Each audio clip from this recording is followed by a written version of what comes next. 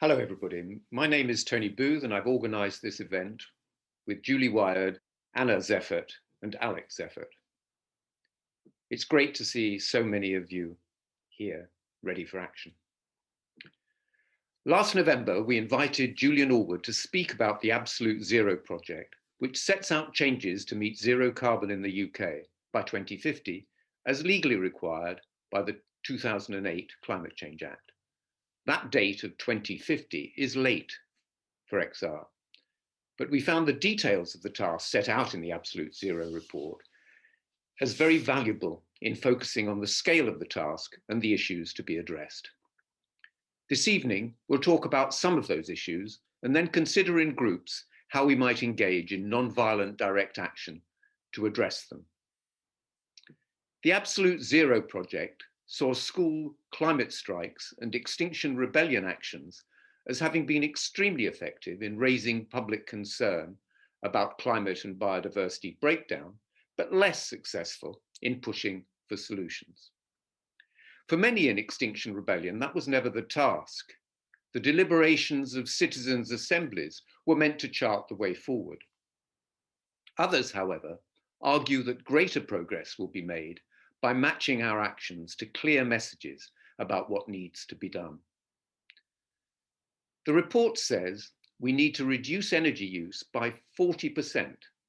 It's clear that expanding use of energy in one area, say in computer use, will have to be balanced by a reduction in energy use elsewhere, and there will need to be systematic redistribution to enhance equity. Such adaptation will have to be done with existing technology. Among the activities which must be reduced to zero are cement and steel production, flying, shipping, and the consumption of beef, lamb, and dairy, and of course, fossil fuel use. In a moment, we will remind you of the Absolute Zero ideas with Julian Allwood's 3-minute summary, and after that, we will give 3 short presentations ourselves. Firstly, Alex will critique the contribution that new technologies can make to zero carbon and point out the greenwashing involved in exaggerated claims for their efficacy. Secondly, I'll demolish some buildings and infrastructure in calling for a dramatic cut in the use of cement and a reimagining of the building industry. Lastly, Julie will provide a takeaway of beef, lamb, dairy with a lot of soya. We hope to seed actions this evening on these and any other priority areas that have captured your interest from the Absolute Zero work. So now we'll spend a few minutes looking at Julian Allwood's summary of his work. Here we go.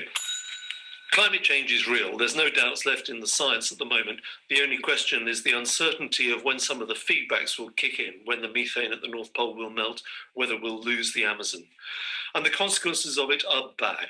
We're going to have rising sea levels, extreme weather events, and food shortages because patterns of production are going to change. And unfortunately, that's very likely to lead to world war. So we have to act. And in the UK, we have done. We've got a law now that says we'll have zero emissions by 2050, 29 years ahead of now.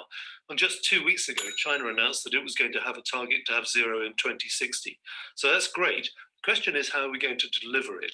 So far, the world has focused more on new technologies. It would be nice if we could solve it with a new technology and take the problem away and get richer, but it's actually looking a bit unlikely. There are some new energy carriers like hydrogen. There are some new renewables like wave, but they're not operating at any scale. And there's the possibility of carbon capture and storage, but it's only capturing less than 0.1% of world's emissions. It's pretty unlikely to scale significantly in the next 29 years. So we should keep those as R&D projects, but our policy should be based on what we can actually do with today's technologies. So that means generating power from wind and solar, electrifying everything and shutting whatever can't be electrified, and then reducing our demand for electricity because we won't have enough. We can electrify everything. The big areas of energy use are vehicles, and we can electrify everything apart from aeroplanes and shipping. heating air and water in our buildings, and we can make passive houses that in the UK would need no heating or cooling year round. And industry. And in industry, we can recycle things, some materials very well, but there are some that we can't do without. So the big challenge is the four things that we can't electrify are ruminants. We're going to have to cut out beef, lamb, and dairy. International flying, or indeed any flying, because electric planes just aren't at the right stage of development, international shipping, and cement. Really difficult to imagine how we're going to live well with no cement in the future, but it's a key challenge for us here in engineering. So if it's possible, why is it that we're not doing it? Well, the problem is that in politics, timescales are limited by an electoral timescale and not the 30 years over which we have left to act. So they're happy to set a target, but not to put in place a delivery authority to actually work out what should happen. But if we're going to bring it about, then what we need is for everybody who can do something to start, because it's going to make it easier for other people to copy them and then to amplify the effects as we get along. So the most important things at the moment are to change the way we're traveling, change the amount of energy we're using in houses, switch our diet, and to get out of aeroplanes and shipping, because those are just things we don't have a technical substitute for. I'm sure there were some other things, but I think that's exactly the amount of time that I had available. I can't remember what I forgot. I'm sure there was something else that was important that I was going to mention. So, thanks for Julian Allwood's very rapid summary. And you'll have thoughts about where he places the emphasis for change on individuals, people changing their lifestyle, but you can see that this isn't going to be accomplished without massive political and economic efforts. Now, Alex is going to say a few words about the problem of trying to address climate breakdown with fantasies about new technology. Over to you, Alex. So what's the problem? The problem is that we are facing an incredibly well-funded PR machine. It's working on behalf of the fossil fuel industry, and it's trying to greenwash their activities. They're no longer attempting to deny the climate crisis. What they're now trying to do is to distract us with fake solutions that all have one thing in common. They won't affect the industry's bottom line. Now, this PR is very difficult to counter because some of these solutions may have a role in dealing with the last 10% of emissions that are hard to budge. For example, if we want to allow a small amount of flying to continue in the future. But this is context which is never provided, because right now we're dealing with the 90%, and that is going to require us to almost entirely stop burning fossil fuels. So what do we mean by magic beans and unicorns?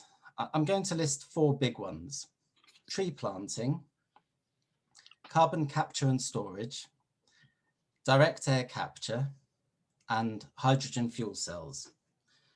I'm going to talk briefly about why these aren't going to help us with the 90%. And later in our groups, we're going to come up with ideas on how to counter this misinformation. So I'm going to share my screen now.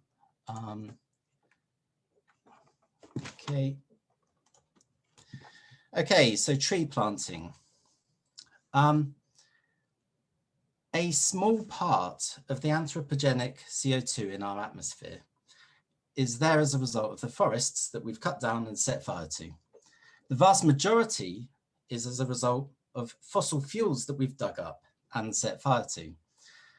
If we successfully reverse deforestation, that will draw down exactly that much CO2 that is there as a result of the deforestation in the first place. It's not going to touch the CO2 that's released by combustion of fossil fuels. So the very best that reforestation can achieve is a short hiatus in rising CO2 concentrations, unless we also reduce our emissions to zero at the same time, which is the important bit that's quite often dropped in all of the PR about tree planting. Okay, let's see if I can, I going to share a screen again, sorry. Okay, the next one is carbon capture and storage. So these are small research projects that cannot scale. And carbon capture and storage is basically grabbing the released carbon dioxide from chimney stacks and trying to mineralize it or compress it and store it underground. It's difficult to scale this because it's very difficult to find places to dump the captured CO2. And to put this in context, if it were possible to turn just 1 year's worth of anthropogenic emissions to diamond, it would cover an area the size of Staffordshire with a slab of diamond 1 meter thick. So it's extremely difficult to retrofit carbon capture and storage to existing stations. Retrofitting ends up being a lot more expensive than simply replacing that source of energy with renewables. And critically, carbon capture and storage cannot touch the majority of emissions, which do not come out of chimney stacks. CCS projects have been running for decades, but there's still no indication that they'll make a dent in our emissions in the near future. But we need to reduce our emissions by at least 50% by 2030 to avoid 1.5 degree C of heating. So in this illustration here, I've showed what the industry is planning, which is 40 megatons of captured CO2 compared to what they're actually achieving right now. And in the bottom right-hand corner, I've showed what they're planning compared to global yearly emissions. It's, you know, if you look at the numbers, this becomes much less realistic than if you just listen to the PR. Okay, direct air capture, what is that? This is drawing carbon directly out of the atmosphere. Now, the laws of physics tell us that using renewable electricity to do direct air capture cannot be as effective as using it to displace electricity that's generated from fossil fuels. And the picture here shows what I'm talking about. Is basically, this is equivalent to the statement that it's very difficult to unmelt a lollipop. You know, you're trying to reduce entropy. So there are direct air capture projects, but they're very small scale projects. The most famous of these is Climeworks, and it's a Swiss-owned direct air capture operation in Iceland. So this is a company that has 15 machines, each capable of drawing down only 90 tons of CO2 each year. Yet both Audi Automotive and Shopify claim to have gone green by offsetting via this company. Their emissions between them are massively larger than that. This simply doesn't add up. Okay, hydrogen fuel cells. So there are several ways of generating hydrogen for hydrogen fuel cells. Green hydrogen is made by electrolyzing water using electricity from renewable sources. Unfortunately, green hydrogen is only 1% of the hydrogen that is currently available. This is because it's much easier to make hydrogen using methane, and 99% is made that way. So manufacture of this so-called blue or grey hydrogen releases just as much CO2 as burning gas does. In fact, it releases a lot more because the step of converting to hydrogen introduces a lot of inefficiency, so it's quite wasteful. However, the public relations that we're facing at the moment conflates these two types of hydrogen, the green, the 1%, and the 99%, and they hope that we're simply not going to notice. So, in summary, all of these solutions have one thing in common, and that is that they don't affect the profits of the fossil fuel industry. They don't affect their bottom line. They generate a sense that there's something being done and that we don't have to worry about it because the boffins have it all in hand. This is greenwashing, and unfortunately it's working. So our job is to stop them getting away with this. And that's the difficult task that we're going to be talking about in a few minutes. So I'm going to pass back to Tony now. I'm going to talk to you then for a few minutes about cement. Cement manufacture contributes 8% of global carbon emissions, which is more than 3 times the impact of flying. There's a similar impact of iron and steel production. So we have to curb the massive planned growth in buildings and infrastructure across the city of Cambridge and the east and southeast of England. Cambridge has the look of a gold rush city with its giant cranes on the skyline. The government want to unleash the Oxcam arc in what it calls its Build, Build, Build programme, eagerly supported by developers, estate agents, Cambridge University, and some councillors. The Oxcam arc is our region's HS2, and it has to be stopped. There are plans to build 1 million homes between Oxford and Cambridge. The government has halted work on the Oxford to Cambridge Expressway because of rising costs, but this is likely to be temporary. This is not about rising UK population.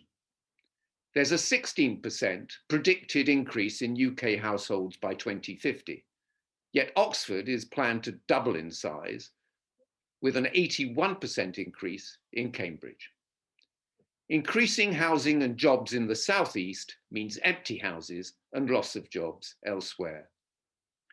Plans for growth are about profit for developers and revenue for the Treasury from building in the south and east.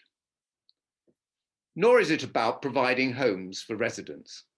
Cambridge has among the highest rates of house building in the UK, yet homes are unaffordable for most. House building is linked to office building and infrastructure projects like the millions of tons of cement to be poured into busways in the south and west of the city.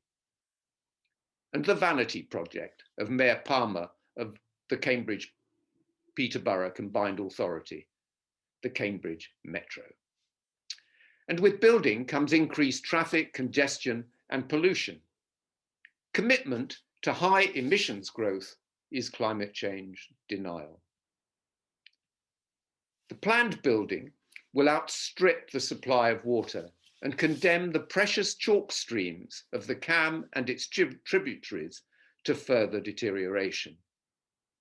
We need to wise up on the way decisions are taken in our area, with its complex web of governing authorities and lobbyists. We have the City Council, the County Council, the combined Peterborough and Cambridgeshire Authority, and the Greater Cambridge Partnership, which includes the South Cambridge District Council and the unelected representatives of Cambridge University. More powerful than all of these are the lobbyists for growth in Cambridge Ahead, a consortium of business interests.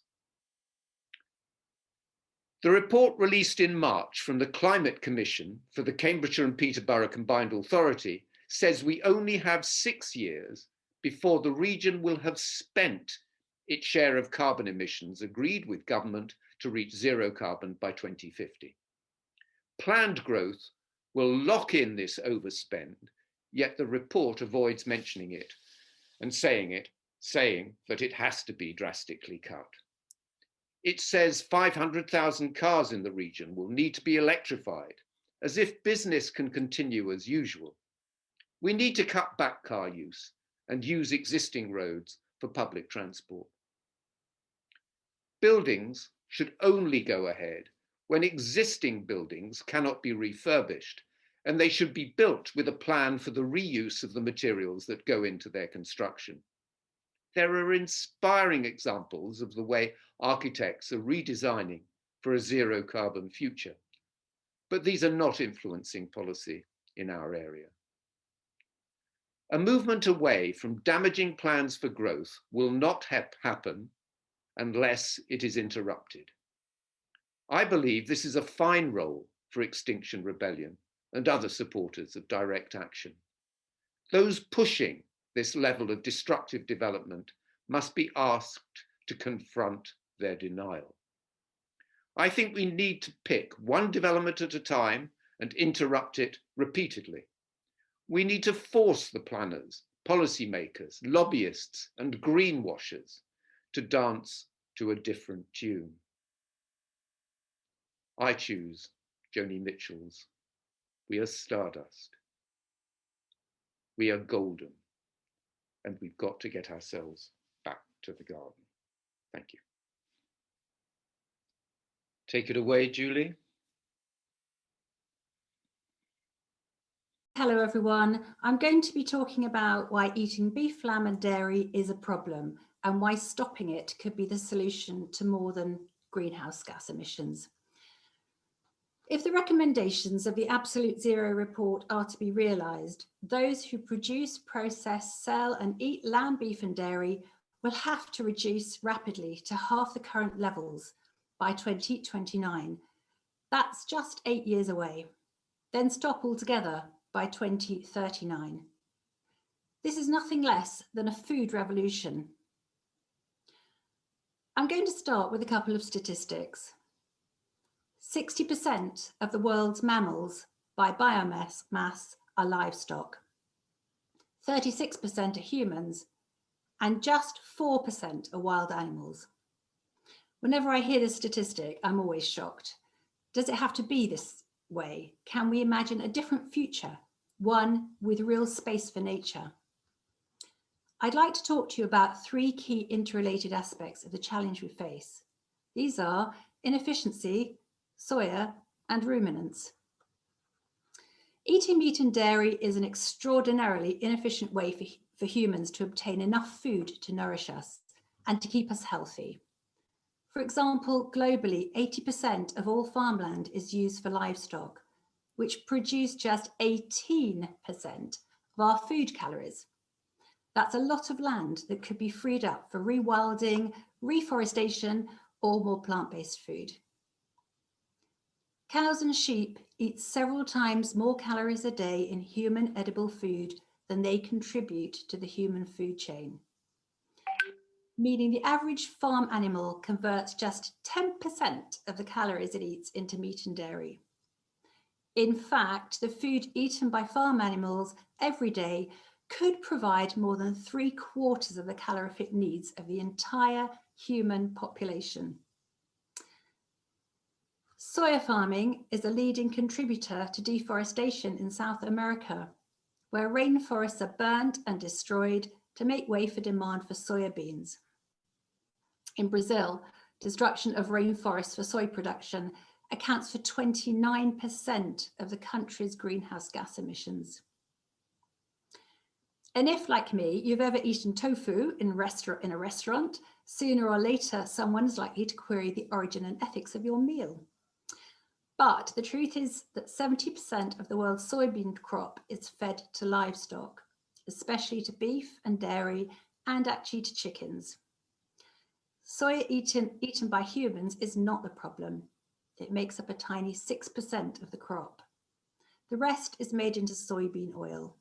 Soya is favoured as a primary feed for cows due to its high protein content and low price. In November 2020, The Guardian revealed that Tesco, Asda, McDonald's and Nando's all source their chicken fed on soya from the Cerrado tropical biome region, which is infamous for deforestation. Surely, one of the best ways to stop deforestation would be to stop eating meat fed on soybeans. Ruminants. The key reasons why beef, dairy and lamb is completely unsustainable is that with present technology, it's impossible to prevent cows and sheep from burping up huge quantities of methane, a powerful greenhouse gas which makes this food source the most climate damaging. Scientists and farmers may argue about which animal feed produces the most or the least methane, but the fact is we will not meet our carbon zero target unless we stop eating this food. So how can we tackle this problem? Who or what should our target be? Clearly, there's a need for urgent and dramatic action in the form of legally binding national and international policy change. The National Farmers Union is highly opposed to any reduction in farmed animals. So could one possible action be to target the government to give incentives to farmers to reduce their carbon equivalent emissions, or to rewild? Researchers suggest to levy a carbon tax on climate damaging foods, alternatively a levy placed on food producers themselves. The funds generated could be used to support communities suffering the worst effects of food insecurity, storms, floods or droughts. The UK Health Alliance on Climate Change makes a strong link between public health and planetary health. They call for an end to buy one, get one free deals on foods such as red meat that are bad for our health and bad for the climate. That food labels should show their environmental impact. And for the £2 billion a year spent in the UK on catering in schools, hospitals, care homes and prisons to meet minimum environmental standards. So which type of actions are most effective? Here's an example of one that I like. The BBC Horizon programme, Feast to Save the Planet, showed the carbon footprint in kilograms of each food eaten by the celebrities. Could we, for instance, reenact this feast outside the Department for Food, Environment and Rural Affairs to illuminate the carbon emissions of beef, dairy and lamb? Or could we invite Cambridge MP Daniel Zeichner, Shadow Minister for DEFRA, to such a public feast as one of the celebrities? And finally, what should our focus be? Well, I believe it would be a strength for our actions to focus on the positives of such a food revolution, on the huge public and environmental benefits of cutting out climate damaging foods.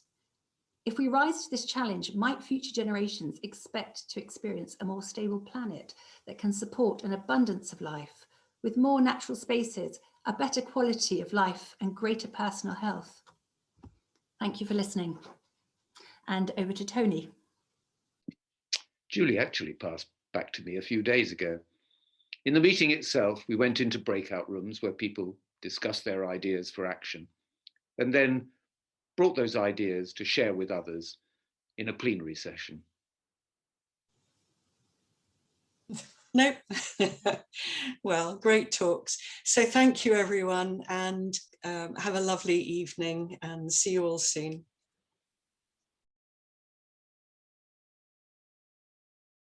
Well, I think that went really well. I mean, my group did work well. Yeah. And I think everyone really kind of knew what it was about, and someone did, you know, go and get some paper and become the note taker.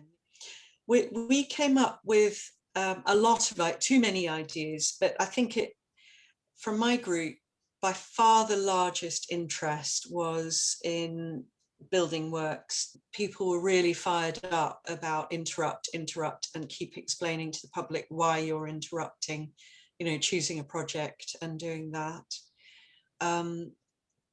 They were very interested, Julie, in the it got translated into having a picnic,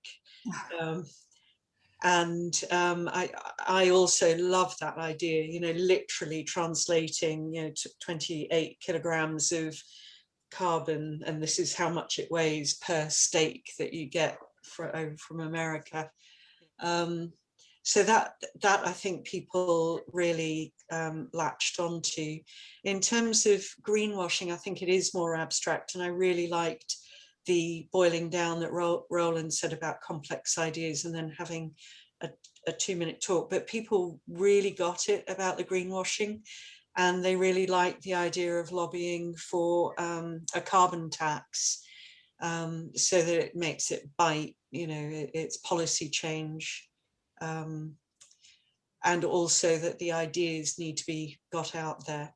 Yeah, I was just going to say, one thing that came out in our group was that the need for clarity on greenwashing, that we all get what greenwashing is, but almost anybody outside the kind of environmental groups of all kinds don't understand the term very well. So I think that would be a great first step to somehow, you know, move forward and educate people in the street about what is greenwashing.